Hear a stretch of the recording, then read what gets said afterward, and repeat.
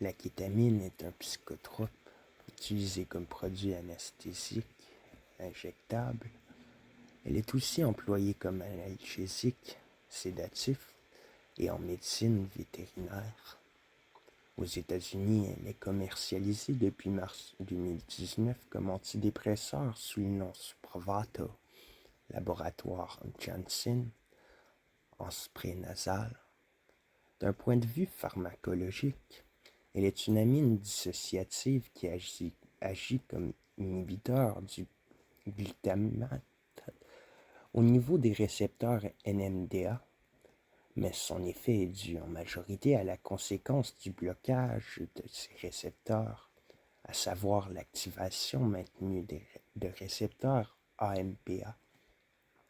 Elle est très proche de la phénicyclidine, PCP, et ressemble au dextrométhorphane au niveau pharmacologique.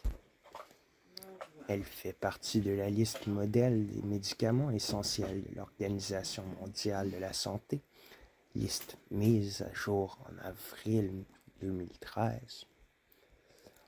En psychopharmacologie, elle fait l'objet de recherches pour son puissant effet antidépresseur. Les résultats étaient encore incomplets jusqu'en 2017, puis sérieusement documentés, entraînant son approbation par la FDA américaine dans le traitement de la dépression. Chez les toxicomanes, la kétamine est aussi utilisée de manière détournée pour ses fortes propriétés stupéfiantes, en milieu festif notamment.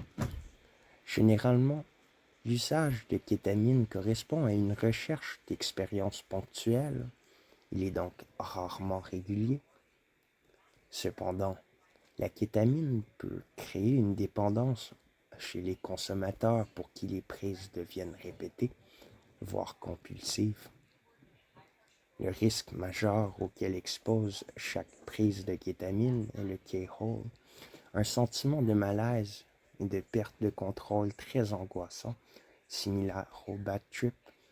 C'est une expérience désagréable dans laquelle l'euphorie et l'extase laissent la place à une anxiété intense, des crises de panique, une incapacité à distinguer la réalité des hallucinations, à contrôler ses émotions, et une peur incontrôlée de ne pas retrouver son état normal.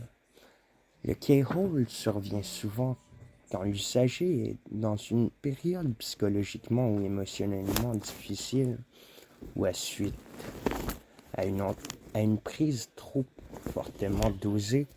Le risque de subir cet état est également renforcé lorsque la prise de kétamine est associée avec d'autres drogues et ou avec de l'alcool.